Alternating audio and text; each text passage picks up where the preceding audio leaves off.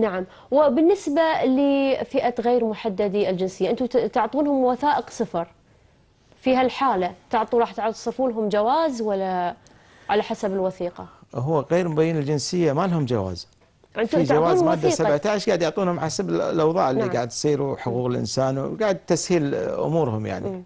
بس في جواز القديم موجود مادة 17 عندنا منه نسخ متوفرة يعني. ليش ما استبدل الجواز القديم بالجواز الإلكتروني؟ لأن المنظمة الدولية تقول ما يحمل الجواز الإلكتروني إلا مواطن الدولة. نعم. فما أقدر أنا أعطي واحد غير مبين الجنسية أعطيه جواز بيومترك وبعدين أقول إن هذا مو كويتي. يعني راح يصيرون خلاص لا وثيقة سفر ولا جواز؟ لا في الجواز مادة 17 موجود. مادة 17 واللي ما عنده خلاص يقدم عليه. نعم. بس طب التنسيق مع اللجنة المركزية تعديل أوضاع المقيمين بصورة غير قانونية، يعني العم صالح الفضالة موجود وهو اللي يستقبلهم، وفي مرسوم أميري هو اللي كلفه بأمورهم هذه.